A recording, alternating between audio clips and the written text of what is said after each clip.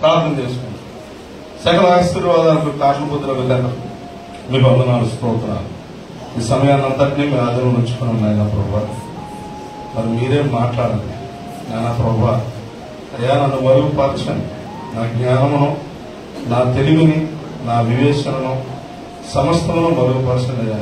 ఏపాటి వాళ్ళయ్యా అయ్యా, మీరు మాట్లాడితేనే మాకు సేవ, మీరు మాట్లాడితేనే మా బ్రతుకులు, మీరు మాట్లాడితే మేము జీవిస్తాం కదా. మీరు మాట్లాడి మీ నామానికి ఘనత మహిమ తెచ్చుకోమని అడుగుతున్నాను. సహాయం దయచేసి మీ నామ ఘనత కొరకు మాతో మాట్లాడండి. ఈ ప్రార్థన మేము పాసన తెచ్చుకోవాలి. యేసునామములో పెట్టుకున్నాము ఈ తండ్రి, ఆమేన్. యోవేలు గ్రంథము 2వ అధ్యాయము 2వ అధ్యాయం 12వ వచనం నుంచి.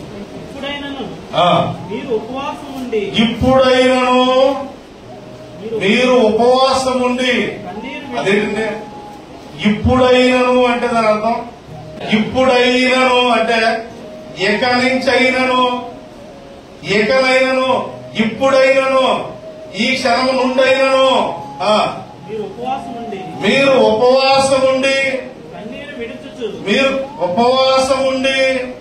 కన్నీరు విడుచుచు దుఃఖించుచు మనఃపూర్వకముగా తిరిగి నా యొద్దకు రండి అట. దేవుని స్తోత్రం కలుగును గాక. మీరు ఉపవాసం ఉండి కన్నీరు విడుచుచు దుఃఖించుచు మనఃపూర్వకముగా తిరిగి నా యొద్దకు రండి. ఇదే యెహోవా వాక్కు. ఏమండి, మనం పరిశీలన చేసుకున్నాం. దావీదు లాంటి వ్యక్తి అంటాడు ఒక మాట, 119వ కీర్తన 37వ వచనం. దావీదు లాంటి మహారాజు ప్రార్థన, వ్యర్థమైన వాటిని చూడకుండా నా కన్నులు తిప్పివేయమంటే, మనం మహారాజు కన్నా పెద్ద రాజుల్లో ఉన్నామో అలాంటి ప్రార్థన కూడా చేయట్లేదు.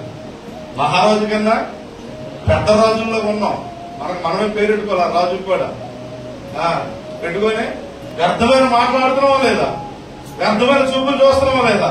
మన ఈ ఉపవాస దినాల్లో దేవుడు మనతో మాట్లాడుతున్న మాట, అయినను ఆ వ్యర్థమైన వాటిని ఎక్కడైనా చూడడం మానే అని చెప్తున్నారండి ఈరోజు దేవుడు మాట. దేవునికి స్తోత్రం కలుగును గాక. మొట్టమొదటిది ఈరోజు వ్యర్థమైన వాటిని ఎక్కడ నీవు చూడకుండా ఉండాలని దేవుడి దగ్గర తీర్మానం చేసుకున్నాం. ఈరోజు బైబిల్లో ఎవరైనా తీర్మానం చేసుకున్నారా? యోబు గ్రంథం 31వ అధ్యాయం 1వ వచనం చదవండి త్వరగా. నేను నా కన్నులతో నిబంధన చేసుకుంటుని కన్యకను నేనేలాగు చూచెదను. నేను నా కన్నులతో నిబంధన చేసుకుంటుని కన్యకను నేనేలాగు. ఇప్పుడు ఆడపిల్ల చదవాలి ఎలాగా? నేను నా కన్నులతో నిబంధన చేసుకుంటుని పురుషుడిని నేనేలాగు. బాగుందా? దేవుని స్తోత్రం కలుగునుగా. మరి ఏమైనా ప్రార్థన చేస్తామా? మనం చేస్తామండి. మత్తయి సువార్త 5:29 ఒకసారి. నీ కుడికన్ను నిన్ను అభ్యంతరపరచని ఎడల దాన్ని పెరిగి నీ యొద్ద నుండి ఏం చేయాలట? పారేయండి. అయితే కుడికన్ను అభ్యంతరపరిస్తే మరి కుడికన్ను ఏం చేయాలట? మరి ఎడకన్ను అభ్యంతరపరిస్తే ఎడకన్ను పారేయాలి. దావీదు అంటారు వ్యర్థమైన వాటిని చూడకూడదు అంటున్నారు.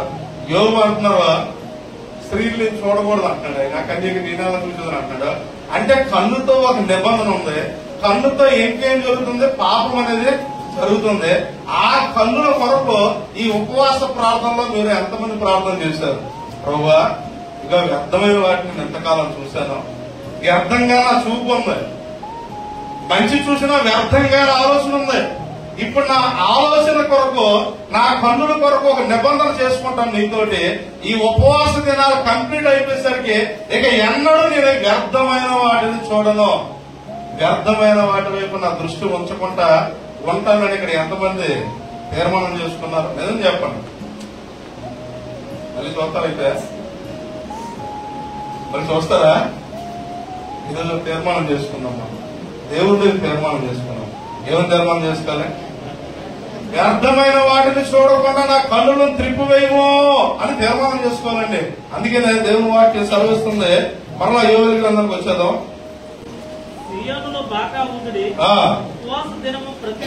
ఉపవాస దినాన్ని ఏం చేశారట? ప్రతిష్ఠించారట. ఉపవాస దినాన్ని ఏం చేశారట? ప్రతిష్ఠించారట.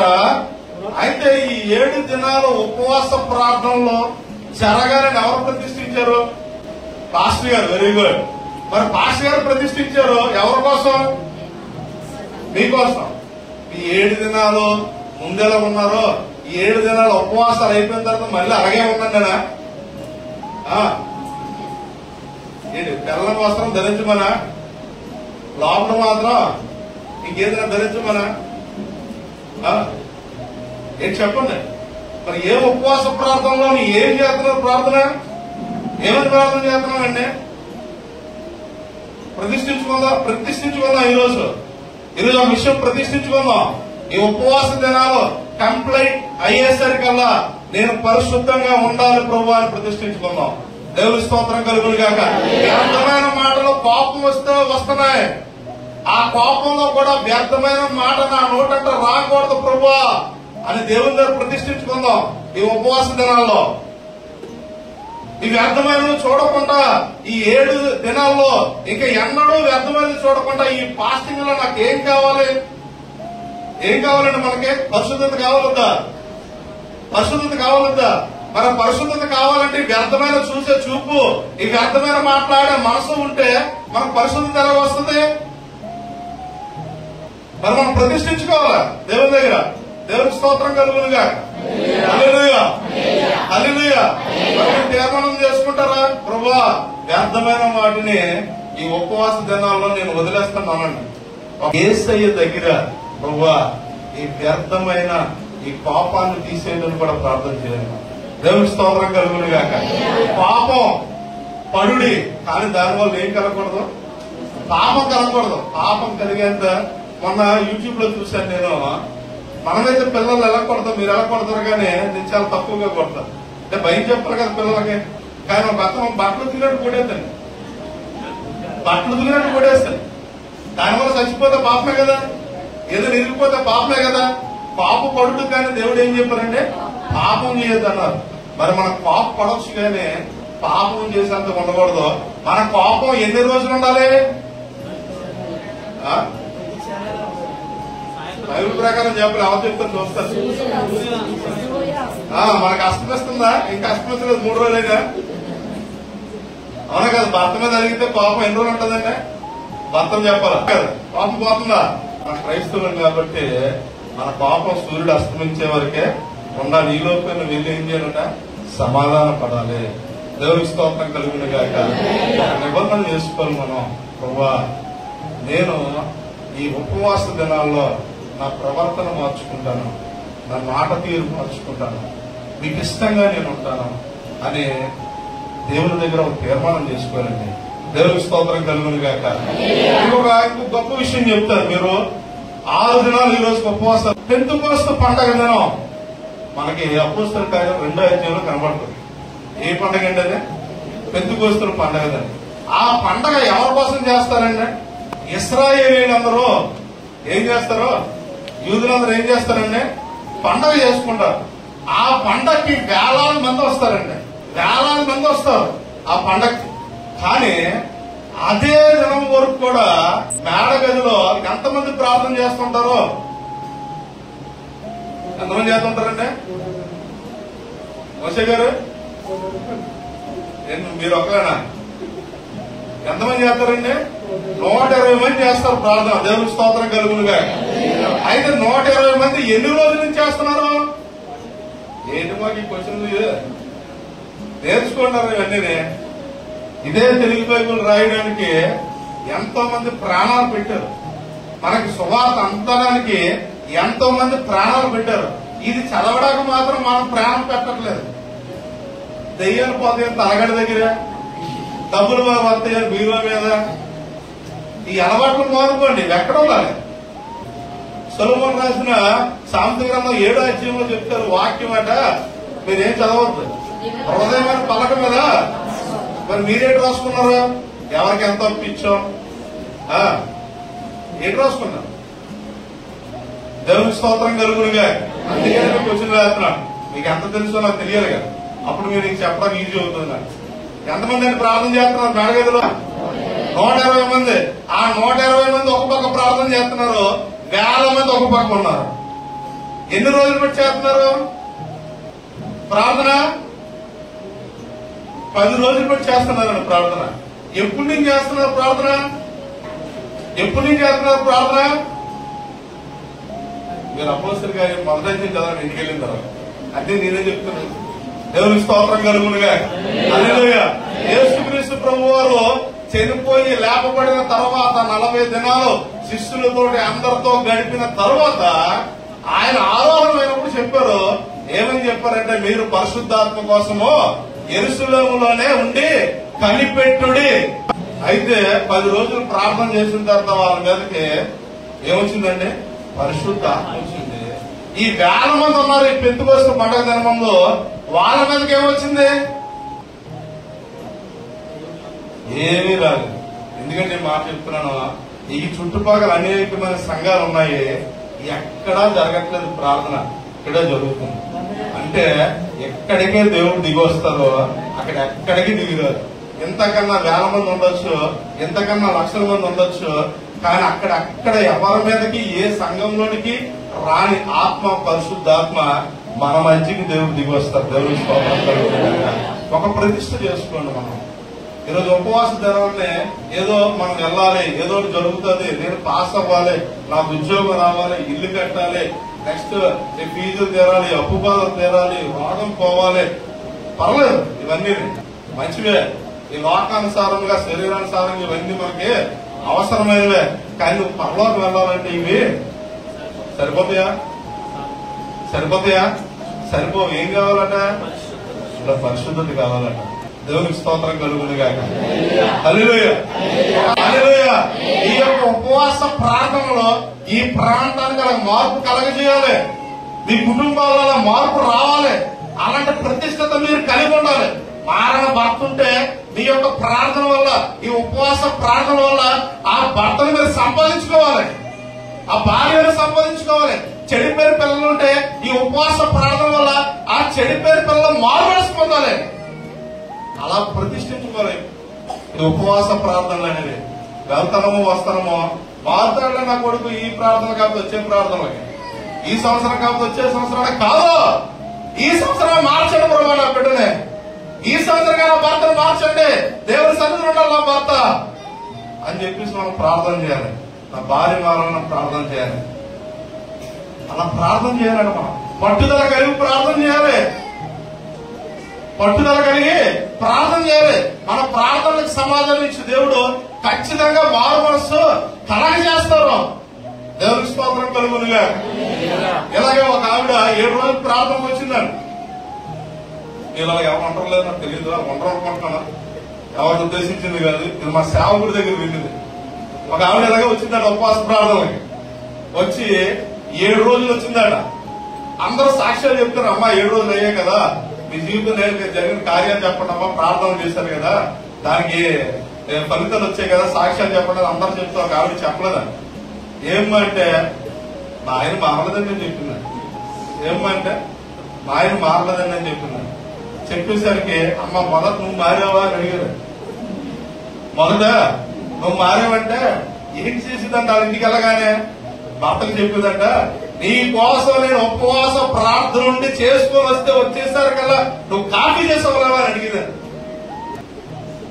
ఏం చేసి అలిసిపోయేత్తన్న ప్రార్థనకి వెళ్ళి వండిలేవా, అలిసిపోయేత్తన్న ప్రార్థనకి వెళ్ళి వేడి పట్టలేవా అని అడిగిందండి. అతను పాపం పని అంతా చేసుకుని, డ్యూటీ అంతా చేసుకుని చివరికి 5 గంటలకు వచ్చి ఎవరు ప్రార్థన అయిపోయి వచ్చేద్దరా 8 గంటలకు మా ఆవిడ ఈ లోపు చేయకపోయినా ఇక గొడవ స్టార్ట్ అవుతుంది. ఎందుకు వచ్చిందని రోజు చేసేసి కరెక్ట్ గా ఆ రోజే పడేసాడంట కప్పులు, చేతిలో పడిపోయిందంట ఏదో వస్తువు. ఇప్పుడు రాగానే చేయలేదు ఒకటి, ఇంకా ఇరిగిపోయేది ఒకటి, ఇంకా యుద్ధం చేస్తారు. అలాంటి ఆవిడ ఆ రోజు యుద్ధం చేయకుండా అంటుందట భర్తనే, ఏమంటే మీరు కూర్చొని పర్లేదు ఇవన్నీ క్లీన్ చేస్తాను అంటున్నాను. ఏంటి ఇలా మారిపోయింది మావిడ అనుకుంటాను, ఏమైంది మావిడికి ఇలా మారిపోయింది అనుకుంటాను. అనుకోండి ఇంకా రేపటి నుంచి మీరు వేడి పెట్టవసరం లేదని అన్నాను. రేపటి నుంచి వస్తారు మీరు వండవసరం లేదు అన్నాను. ఏంటి ఎలా మారిపోయింది ఏంటి మావిడ అనుకున్నాడు, ఈ ఒక్కరోజు ఇలా ఉంటదేమో రేపటి నుంచి మళ్ళీ మామూలు అనుకున్నాడు. కానీ అలా అలా చూసేసరికి నెల రోజుల్లో కూడా భర్తని శిరస్సుగానే గౌరవించడం నేర్చుకుందట. దేవుడికి స్తోత్రం కలుగునుగా. ఆ నెల రోజుల తర్వాత పిలవకపోయినా భర్త వచ్చి చర్చిలో కూర్చున్నాడు. హల్లెలూయా హల్లెలూయా. అది కొంతమంది ప్రార్థనలు ఉంటే ఉపవాస ప్రార్థనలో, అమ్మా నువ్వు అందరినీ క్షమించావంటే అందరినీ క్షమించాను పాస్టర్ గారు, మా అత్తను తప్ప అన్నది. ఎవరన్నా నేను చెప్పండి, నేను ప్రార్థన రమ్మంటే బాధ్యత కావాలంటే ఎంతమందిని క్షమించేస్తారు. కానీ నా అర్థ సంగతి మీకు తెలియదు, నేను క్షమించను అన్నదండి.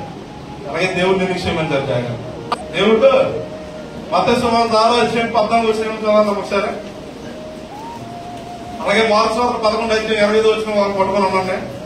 ఈ క్షమాపణ కోసం 2 మాటలు చెప్పి నెక్స్ట్ వచ్చిన వెళ్ళిపోతాం. హల్లెలూయా.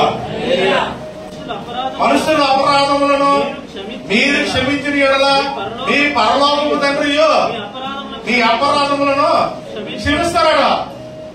మీరు క్షమిస్తేనే మీ అంతనే దేవుడు క్షమిస్తారు. నేను మరి భార్యను కలిగి ఉన్నాను, నాకు మరి అమ్మకాయ ఉన్నది, మరి వాళ్ళు కూడా అత్త కూడాలే కదా. వాళ్ళిద్దరికి ఏం చెప్పానంటే, నేను నా కోసం కాదు దేవుడి కోసం మీరు ప్రేమ కలిగి ఉండండి అని చెప్పాను. నా కోసం కాదు, ఎవరి కోసం కలిగి ఉండాలి? నువ్వు ప్రేమ కలిగి ఉండకపోతావా అమ్మా, నువ్వు నరకానికి వెళ్ళిపోతావు జాగ్రత్త. ఎందుకంటే నిన్ను దేవుడికి క్షమించు. బాగా నువ్వు ప్రేమ కలిగి ఉండకపోతే మా అమ్మతోటి నువ్వు నరకానికి వెళ్ళిపోతావు అని చెప్పాను. మరి మీరు చెప్తారు అలాగా? చెప్పండి. అంతే కదండి. వాక్యానికి విరుద్ధంగా ఉంటే ఏమవుతాం? పాపం అంటే ఏంటి? ఆజ్ఞాతిక్రమం పాపం. దేవుని మాటను అతిక్రమించడమే పాపం. మరి పాపమే కదా. అతను ప్రేమించకపోతే, వాడిని ప్రేమించకపోతే పాపమే కదా. మరి పాపం అయినప్పుడు మనకి ఏమిస్తారంటే, పాపంతో చనిపోతే పాపం వల్ల వచ్చే జీతము ఇంటి దగ్గర రాసుకోండి గోడ మీద. నేను పాపం చేస్తే నాకు వచ్చే జీతం మరణం అండి. మరణం అంటే అందరికీ వస్తుంది, కానీ మనకి రెండో మరణం కూడా వచ్చేది. రెండో మరణం అంటే ఏంటి? Very good. దేవునికి స్తోత్రం కలుగునుగా. మరి అర్థం క్షమిస్తారు లేదా? ఉపవాస ప్రార్థన చలవో అర్థం క్షమించకపోతే నువ్వు ఎన్ని రోజులు చేయి, ఇంకొక 50 రోజులు నీ ప్రార్థన దేవుడు అంగీకరించు.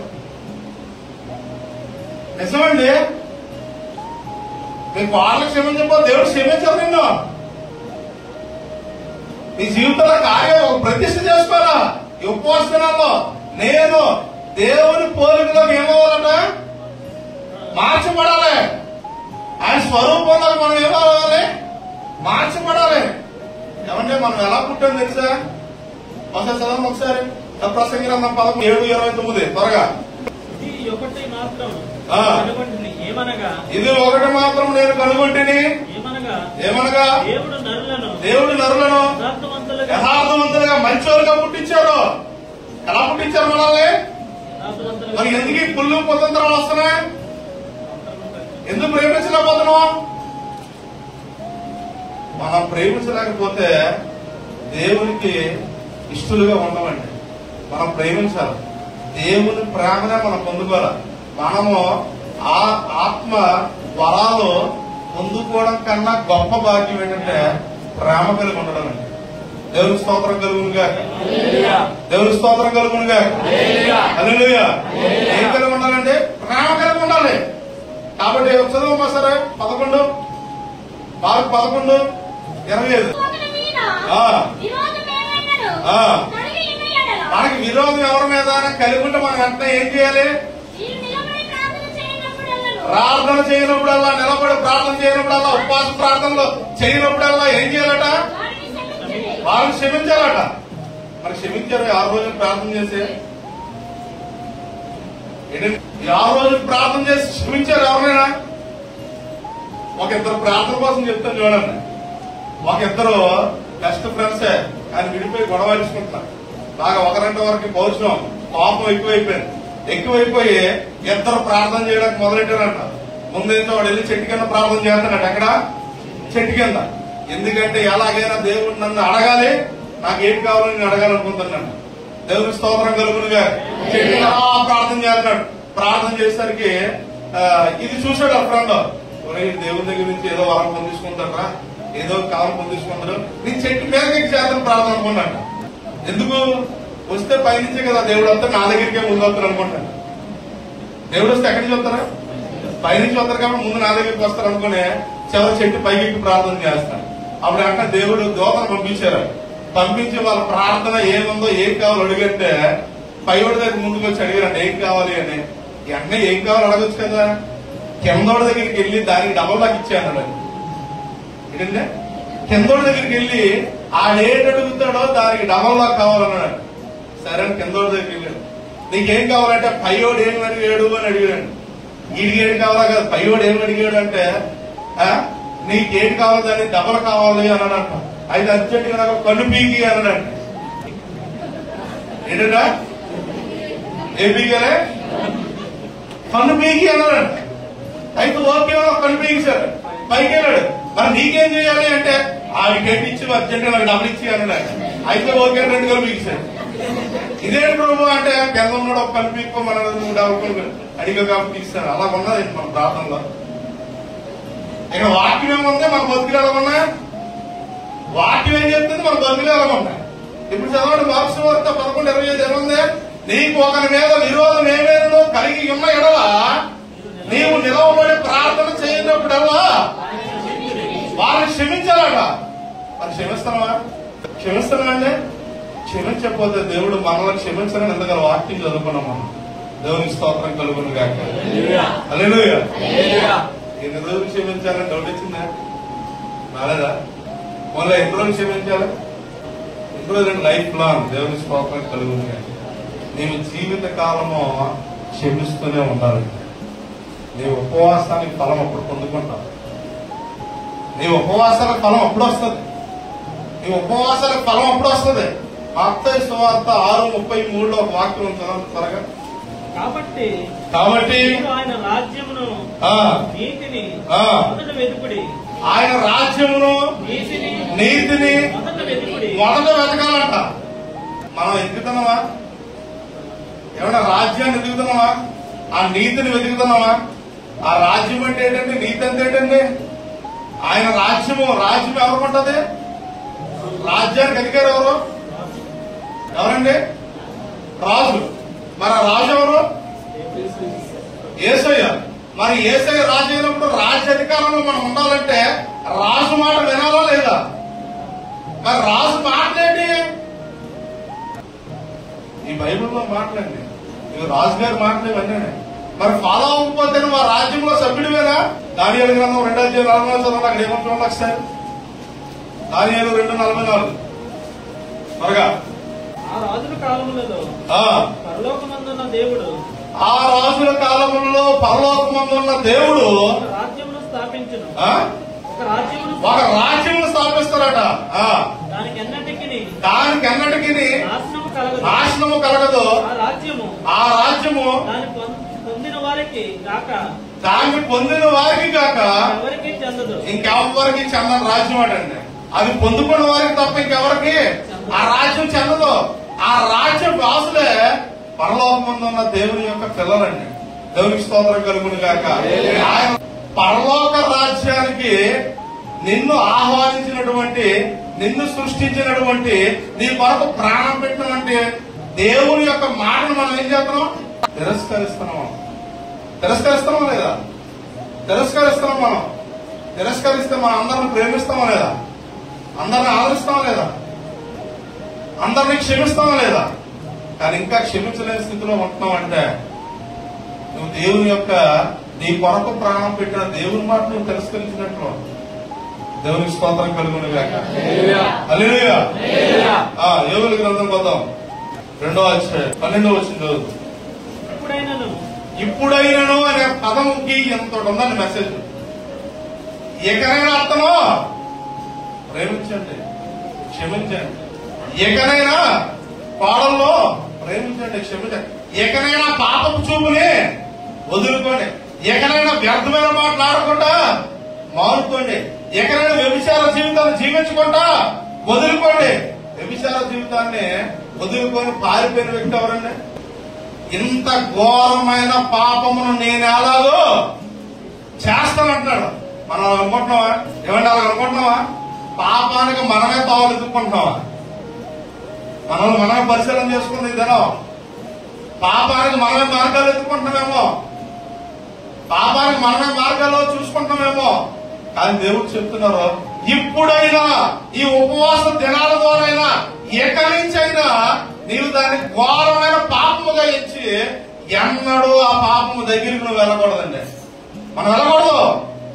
పాపపు ఆలోచనలు కూడా మనం కలిగి ఉండకూడదండి. దేవునికి స్తోత్రం కలుగునుగా. హల్లెలూయా. ఇప్పుడు చదవండి. ఇప్పుడైనను మీరు ఉపవాసం ఉండి కన్నీరు విడుచుచు దుఃఖించుచు. కన్నీరు వస్తుందా మనకి? దేనికి వస్తుంది? ఉద్యోగం రాలేదు, నా కొడుకు ఉద్యోగం రాలేదు, ఇప్పుడు నా కొడుకు ఉద్యోగం రాలేదు, ఇప్పుడు వస్తుందా? ఏమని వస్తుంది? అద్దె కొడుకోలేకపోతుంది, అబ్బాల నుంచి పడలేకపోతున్న ప్రోగ్రాం వస్తుందా? ఏమని రావాలి కన్నీరు? నీ పాపాన్ని వదులుకోలేనందుకు కార్చాలండి కన్నీరు. నాకేంటి దరిద్రమైన బతుకని. దావీదు ప్రార్థన, కన్నీటి ప్రార్థన చేస్తే ఏం జరిగిందండి? మన కంచి తేవదా? మన ప్రార్థనకి ఏం చేయాలదా? చాలా అవసరంలే. అసలు తడిగా ఉండదు, చాలా అవసరం లేదు. తడిగా అంటే మనది ఎంత హృదయమో, మంచి హృదయమో. దేవుని స్తోత్రం కలుగునుగా. హల్లెలూయా. 51వ కీర్తన చదవండి ఒకసారి.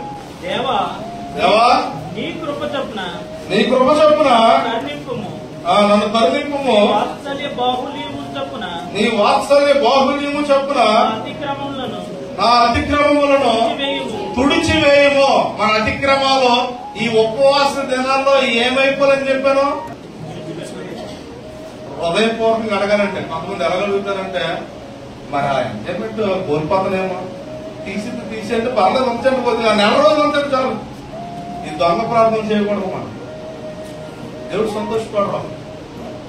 ఈ ఉపవాస దినాల్లో నిన్ను నన్ను మార్చును గాక, మన కుటుంబాలు మార్చును గాక, మన సంఘాన్ని మార్చును గాక, ఈ ప్రాంతాన్ని మార్చును గాక.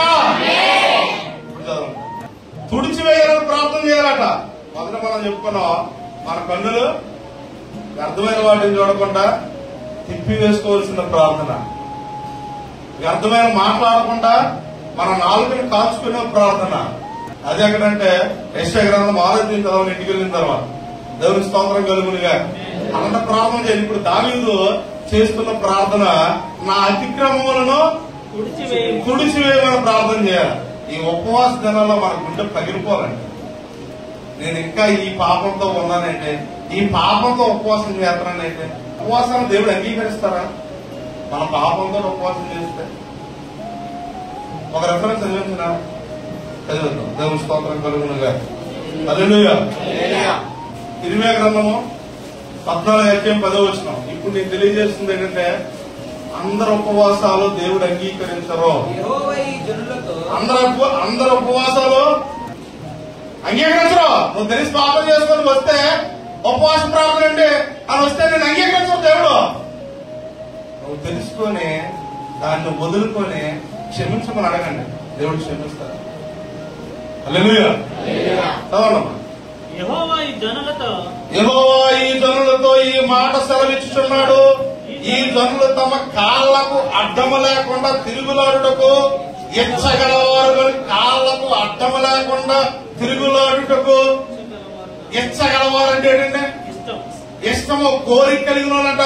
ఎక్కడికి పోవాలంటే అక్కడ పోతారు, ఎవరితో మాట్లాడతారు, ఏం మాట్లాడతారు.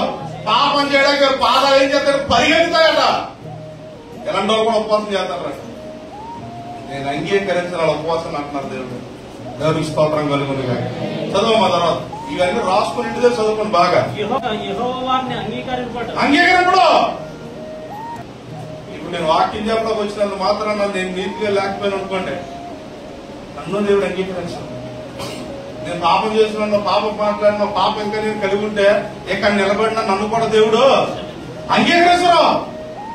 నీవు నేను అంగీకరించబడాలి అంటే ఒకప్పుడు చేసిన వాళ్ళమే, కానీ ఎక్కడి నుంచి నేను చేయలేని ఒక గొప్ప తీర్మానం చేసుకోవాలి. అదే ఈ దినం మన ఉపవాస దినంలో ప్రతిష్ఠించుకోవాలి. మనం ప్రతిష్ఠించుకోవాల్సింది అదే. నాలో పాపం లేని జీవితాన్ని నాకు దయచేయ ప్రభు అని ప్రార్థన చేయాలండి. మనం నా పాపాలను తుడిచివేయ ప్రభు అని ప్రార్థన చేయాలి. ఎవరినైతే మనం క్షమించలేకపోతున్నామో, ఎవరినైతే మనము ప్రేమించలేకపోతున్నామో, ఈ ఉపవాస దినాల్లో వారిని నేను ప్రేమించాలి, వారిని నేను క్షమించాలి, వారితో నేను సమాధానం కలిగి ఉండాలని ప్రార్థన చేయాలి. నువ్వు ఉపవాస ప్రార్థనకు వెళ్తున్నప్పుడు నీ యొక్క వ్యతిరేకులు నిన్ను చూస్తున్నారా లేదా? అమ్మా ఏం ప్రార్థనకి వెళ్ళిపోతావు, ఏం ప్రార్థనకి వెళ్ళిపోతాడో అనుకుంటారు లేదా? ఆ మనసులో ఉండకూడదు. కానీ వాళ్ళు సమాధానం పడేసరికి వీళ్ళు దేవుడే వీళ్ళ సమాధానం పరిచారు కాబట్టి నేను మారాలనుకోవాలి. మనం చూసి అందరం దేవుని స్తోత్రం కలుగును కాక. మనం చూసారు అందరూ ఏమనుకోవాలి, మేము మారాలి, మేమెందుకు క్షమించలేకపోతున్నాం, మేమెందుకు ప్రేమించలేకపోతున్నాం, అందరినీ మేము మారాలనుకున్న మనం చూసి అనేక మంది మారాలంటే దేవుని స్తోత్రం కలుగును కాక. అట్టి గొప్ప దేవుడు దయచేయాలి మనకి. మన నుంచి ఒక మార్పు రావాలి. సమాధాన పరుచు వారు ధన్యులు, వాళ్ళు దేవుని కుమారులు అనబడతారు. ఏమనబడతారండి? మరి మన దేవుని కుమారులు అవ్వాలంటే ఎవరైనా ఇద్దరు మధ్య సమాధాన పరచాలా, ఒక ఎక్స్ట్రా చేశారు వాడు సమాధాన పరచాలి లేదా? మరి ఉపవాస ప్రార్థనలు అది వచ్చేయాలి మనకి. ఉపవాస ప్రార్థనలు ఏమొచ్చేయాలి? సమాధాన పరిచే మనసు వచ్చేయాలి. ఎవరైనా విడిపోతారు ఇద్దరిని ఏం చేయాలి? బాగా విడగొట్టియాలా, కత్తితో పొడుచుకుని చేసేయాలా, ఏం చేయాలండి? అలా సమాధాన పరిస్తేనే నువ్వు దేవుని కుమార్తెవి, సమాధాన పరిస్తే నువ్వు దేవుని కుమారుడు. ఆ మాట చదివింది అక్కడ ఉంది బైబుల్లో. మత్తయి 5:9 వచ్చిన నిజమేనా నేను చెప్పింది? దేవుడు చెప్పింది నిజమేనా? మరి నిజమే కాబట్టి మనం సమాధానం పరచాలండి అందరినీ. దేవుని స్తోత్రం కలుగును గాక. హల్లెలూయా. వచ్చండి ఎవరి గ్రంథం వచ్చండి, వెళ్ళొచ్చండి. ఇప్పుడైనా సమాధానం పరచండి. అర్థమైందండి? ఇప్పుడైనా అంటే అంత మెసేజ్ ఇప్పుడైన దగ్గర ఉన్నాను. ఇంకా నేను రెండవ వచ్చిన దేవునికి స్తోత్రం కలుగును గాక. ఇప్పుడైన దగ్గర ఉన్నావు.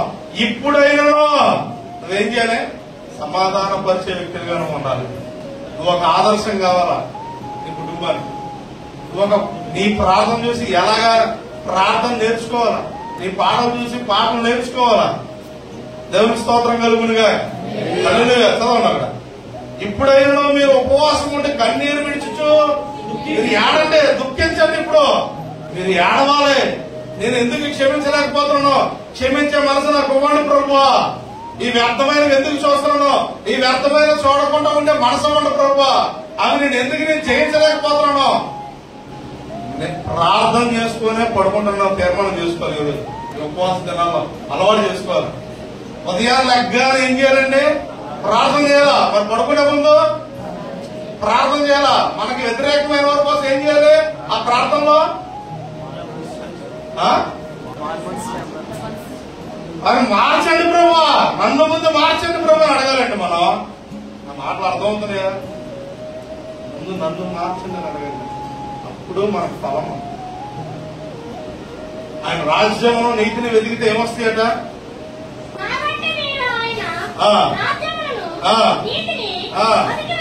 తర్వాత ఏమని ఆ పై ఉన్నవన్నీ ఇంటికి చదవండి. ఆ పై పెట్టేటువంటి అన్నీ ఏమవుతాయి? మనకు అనుగ్రహించబడతాయి. దేవుని స్తోత్రం కలుగును గాక. ఎవరు రాసిన 2:13 వచ్చేదో, మీ దేవుడైన యెహోవా కరుణ వాత్సల్యము గల వాడును, శాంతి మూర్తియు అత్యంత కృపగల వాడునై ఉండి తాను చేయనుద్దేశించిన కీడును చేయక ఈ ఉపవాస దినాల్లో మనకున్న చట్ట బ్రతుకును బట్టి మన మీదకి రావలసిన కీడును రానియకుండా ఆయన కరుణా సంపన్నుడు, కృపగలవాడు కనుక చదవండి.